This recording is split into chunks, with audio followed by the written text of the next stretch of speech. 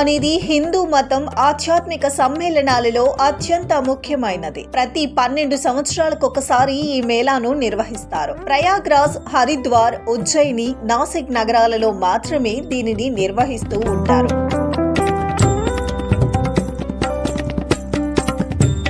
కుంభమేళా సమయాలలో పవిత్ర నదీ స్నానం చేస్తే సకల పాపాలు తొలగి పుణ్యఫలం దక్కుతుందని భక్తులు నమ్ముతారు. కోట్లాది మంది భక్తులను విశేషంగా ఆకర్షించే ఈ మహా సమ్మేళనం వెనుక ఉన్న చరిత్ర ఏంటి, ఇది ఎందుకంత స్పెషల్ అనేది ఇప్పుడు చూద్దాం.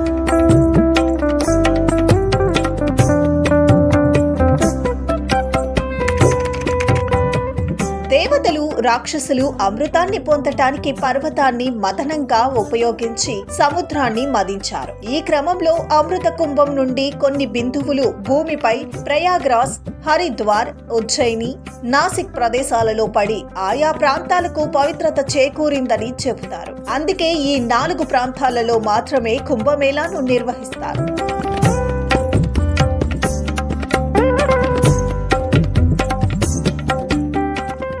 కుంభమేళాను 12 ఏళ్లకు ఒక్కసారే నిర్వహించటం వెనుక కూడా ఓ ఆచారం ఉందని అంటారు. మనకు రోజుకు 24 గంటలని తెలుసు. అదే దేవతలకైతే ఒక రోజు అంటే సంవత్సర కాలానికి సమానం. జయంతుడు అనే కాకి భూమి చుట్టూ 12 రోజులు తిరిగిందనేది పురాణ గాథ.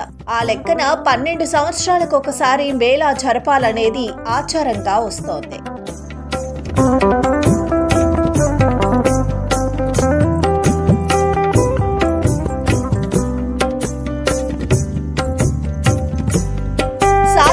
కుంభమేళా ప్రతి 4 సంవత్సరాలకు ఒకసారి జరుగుతుంది.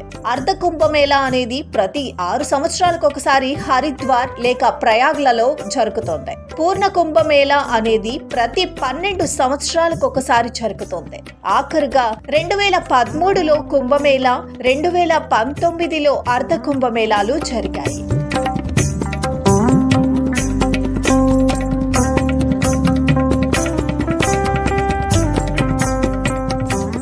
ఈసారి జనవరి 13వ తేదీన పుష్యమాస పౌర్ణమి నాడు కుంభమేళా ఉత్తరప్రదేశ్ రాష్ట్రంలోని ప్రయాగ్రాజ్ లో మొదలు కానుంది.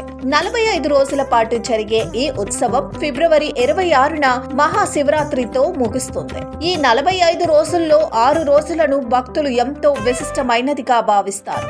ఈ రోజులలో త్రివేణి సంగమంలో పవిత్ర స్నానాలు చేసేందుకు భారీగా తరలివస్తారు. కోట్లాది మంది భక్తులతో పాటు అఘోరాలు, నాగసాధువులు, కల్పవాసీలు, పీఠాధిపతులు, మఠాధిపతులు హాజరవుతారు.